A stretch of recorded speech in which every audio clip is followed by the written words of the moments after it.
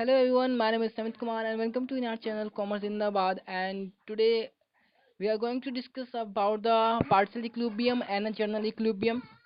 तो topic start करने से पहले मैं बता दूं, अगर आपने first video and second videos नहीं देखी तो जाके कृपया करके उन वीडियोस को देखिए, नहीं तो ये वीडियो आपको समझ में नहीं है आने वाली.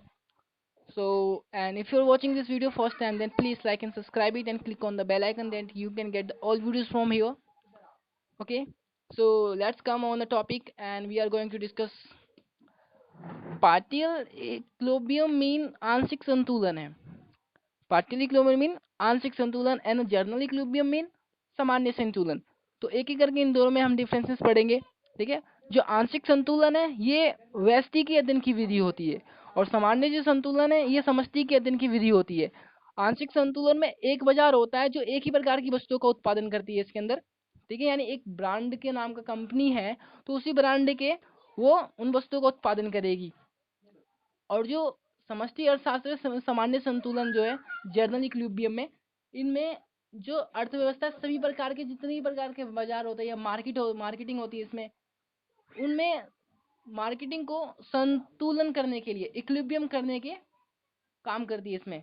फॉर एग्जाम्पल के लिए लेते हैं, इसमें इंडस्ट्री सेक्टर हो गए, एग्रीकल्चर सेक्टर हो गए, सर्विसेज सेक्टर हो गए, सभी हो गए. इन सभी को ये इक्विलिब्रियम करती है. ठीक है.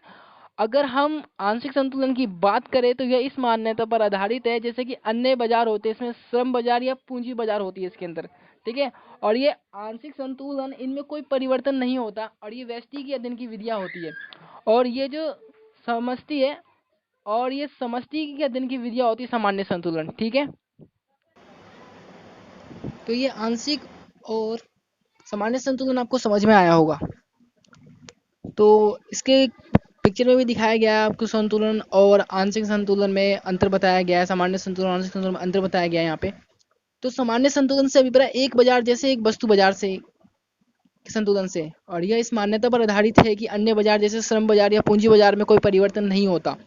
सामान्य संतुलन से अभिप्राय अर्थव्यवस्था में सभी प्रकार के बाजारों से जिसमें सभी बाजार संतुलन का पाया जाना है. और आंशिक संतुलन व्यष्टि अर्थशास्त्र की विधियां होती है और सामान्य संतुलन समष्टि अर्थशास्त्र की विधियां होती है, जैसा कि मैंने ऑलरेडी आपको बता चुका है. तो नेक्स्ट टॉपिक के बढ़ते से नोट कर लेना, और ये बहुत ही इंपॉर्टेंट है, इसलिए मैंने आपको बताया. Note down in notebook and video को पोस्ट करके चाहे तो आप लिख भी सकते हैं अगर आपके पास बुक नहीं है. तो आगे बढ़ते हैं. व्यष्टि और समष्टि विरोधाभास, माइक्रो मैक्रो पैराडॉक्स. व्यष्टि स्तर पर जो तथ्य तर्कपूर्ण और ठीक होते हैं वो समष्टि स्तर पर तथ्य जो होते हैं तर्कपूर्ण ठीक नहीं माने जाते. फॉर एग्जाम्पल के लिए हम लेते हैं सेविंग करना. अगर सेविंग व्यष्टि स्तर पर देखें, अगर व्यष्टि के पर्सपेक्टिव से देखें तो सेविंग करना एक व्यक्ति के लिए बहुत बेनिफिट होता है, क्योंकि अगर वो एक व्यक्ति जो बेनिफिट सेविंग कर रहा है उसे वो अपने फ्यूचर में यूज करेगा उन पैसों का. अगर इसी बात को अगर हम समष्टि के पर्सपेक्टिव से देखें तो अगर मान लीजिए कि सभी लोग सेविंग कर रहे हैं, अगर सभी लोग सेविंग करने लगे तो सभी लोग ज़्यादा सेविंग कर रहे हैं, इसका मतलब कि जो अर्थव्यवस्था इकोनॉमी में पैसे की कमी आ जाएगी. सभी लोग सेविंग करने लगे तो जाहिर सी बात है कि वे कम करेगा, खर्चा कम करेगा, तभी तो सेविंग ज़्यादा कर रहे हैं. तो गुड्स एंड सर्विस की मांग इसमें कम हो जाएगी, इसके फलस्वरूप निवेश कम हो जाएंगे हमारे, और उत्पादन और रोजगार का स्तर भी कम हो जाएगा, और अर्थव्यवस्था भविष्य में समृद्ध होने की स्थान पर क्या हो जाएगा, निर्धन हो जाएगा. तो सिंपल सी बात इसमें बताया गया है. तो सेविंग करना व्यष्टि के पर्सपेक्टिव से ठीक माना जाता है, और वही सेविंग करना अगर हम समष्टि के पर्सपेक्टिव से देखें यानी मैक्रो की पर्सपेक्टिव से देखें तो वो गलत है. माइक्रो की पर्सपेक्टिव से देखें तो सही है, और मैक्रो की पर्सपेक्टिव से देखें सेविंग करना तो सही माना जाता है. तो I hope that this topic will be understanding for you, and if you have any doubt, any confusion, then you can ask to me in a comment box, then I will tell you.